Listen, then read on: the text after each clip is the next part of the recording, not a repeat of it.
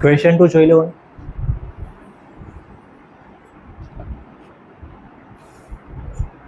Question 2 જોવાનું છે. Use the factor theorem to determine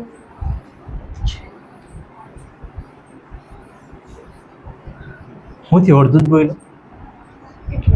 Use the factor theorem to determine whether gx is a factor of px in each of the following. એટલે gx ને px બે વસ્તુ લખેલું છે આમાં. હા. Factor theorem તો gx એ px નો ફેક્ટર છે કે નહીં ચેક કરવાનું. હા. બધું જે પહેલા છેલ્લા કર્યું ને એવું જ છે. અને આમાં ખાલી gx નામ લખ્યું છે. આગળના સવાલમાં gx નામ નહીં લખેલું હતું, પણ આપણે gx ના બદલે શું હતું, x+1 હતું. x+1 ફેક્ટર છે કે નહીં ચેક કરવાનું. આમાં બી પહેલામાં તો x+1 જ છે ને. અને એનું આપણે સ્ટાર્ટ કરતા છે. ક્વેશ્ચન 2 છે ને એનું પહેલું મેં અહીંયા ખાલી px લખું અને px શું લખેલું છે 2x³ x². હવે આ સાચું બોલજે. અહીંયા શું છે હવે -2x પછી -1 આવું છે. આનો ફેક્ટર કયો નંબર કયો પોલિનોમિયલ x+1 લખેલું છે ને બાજુમાં. હા, comma gx is equals to અહીંયા મેં gx નહીં લખું, અહીંયા મેં લખેલું એમ ખાલી x+1 is equal to 0 અને x ની વેલ્યુ ફાઇન્ડ કરવાની. તો gx હવે લખવાનું જ નહીં ને છેલ્લે બી આપણા આન્સરમાં લખી દે હું yes it is a factor કાં તો no it is a not factor. તો આમાં x ના બદલે -1. પ્લીઝ બોલની હવે હું આવું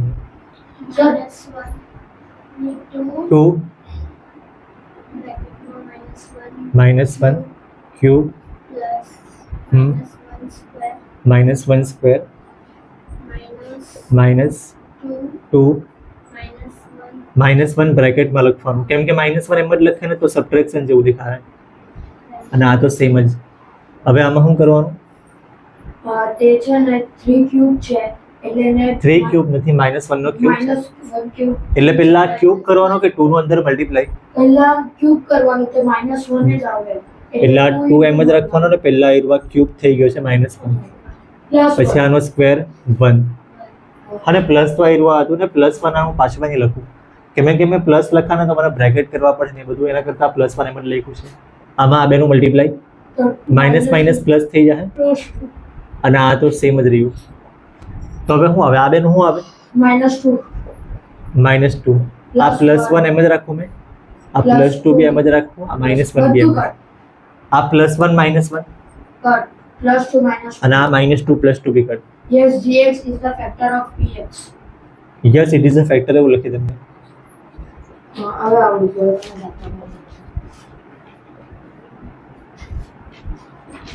હવે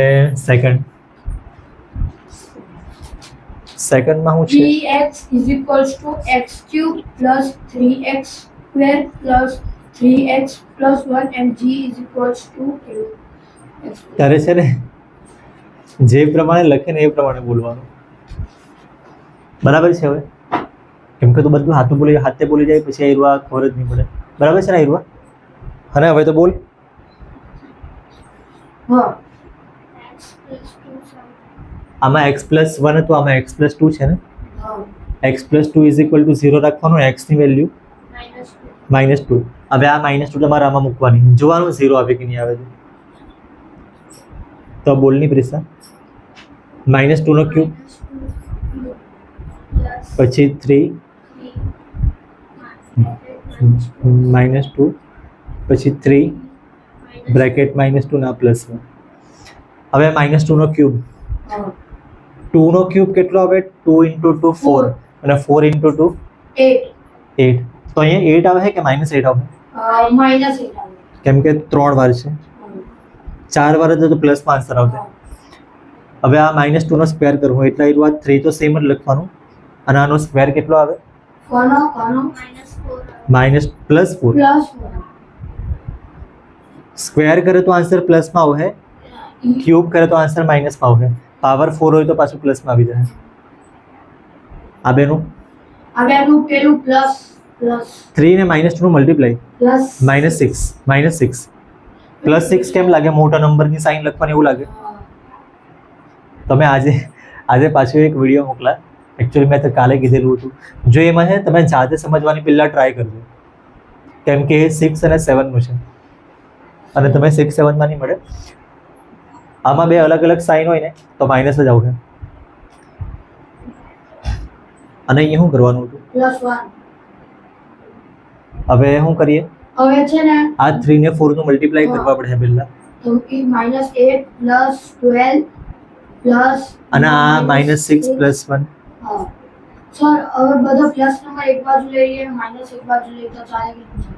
હા એટલે એવું જ કરવાનું છે, પણ એક બાજુ શું કામ ડાયરેક્ટ જ કરી નાખીએ ને. -8 ને -6 નું એડિશન 14, 14 એટલે આવ્યું આ -14 +13. અને +12 ને +1 એનું +13. Answer -1, they not, it is not a factor. Answer -1 એટલે નોટ ફેક્ટર આવ્યું.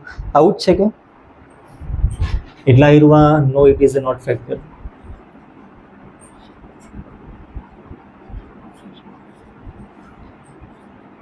અને એક ત્રીજો બી મેં કરાવી લે. જોઈ લો ની થર્ડમાં શું છે? x³ - 4x² + x + 6.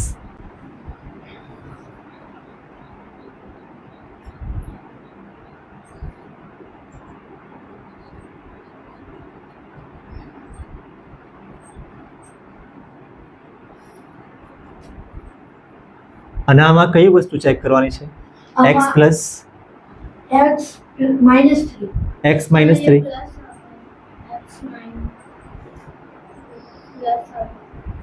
અહીંયા +6 થઈ ગયો, બરાબર છે ને? હવે આમાં x - 3 ફેક્ટર છે કે નહીં ચેક કરવાનું. તો x - 3 = 0 અને x ની વેલ્યુ 3. -3 આ સાઈડ આવ્યો તો +3. તો હવે આપણે P3 તો આવ્યું આ 3³ -4x 3³ 3² 3². અહીંયા 3, 3 + 6 તો આ 3³ એટલે 9. 9 ક્યાં આવે? નહીં, 9 9 3 × 3 × 3 27. 27 sir. 3 3 का 9, 9 × 3 27. और जो 27 આવે. હજી એક 3 કરે ને તો 81 આવે. તો આવ્યું આ 9 અને આ 9 નું મલ્ટીપ્લાય 81 થાય. ओके. પણ આમાં તો 27 જ છે ને આમાં 4 એમ જ, આનો સ્ક્વેર, 9. પછી આ +3 + 6 તો 9 કરી દઈએ. હવે આ બેનું મલ્ટીપ્લાય કરવું 36. તો 9 × 4 = 36. હવે શું કરીએ? હવે જો પ્લસ વાળા નંબરનું પહેલા કરી નાખે, તમે જેવી રીતના કરે એવી રીતના બધી રીતે આન્સર આવી જાય. પણ આપણે દર વખત આવું કરીએ ને. +36 - 36 0. +27 છે ને આવ્યું, અને પ્લસ લખેલું આગળ. +27 ને +9 બંનેનું એડિશન કરે તો +36 આવે. અને આ -36 છે જ, તો એનું 0 આવી જાય. 0 આવ્યું તો અહીંયા સીધી ફેક્ટર લખી લો આવ્યું.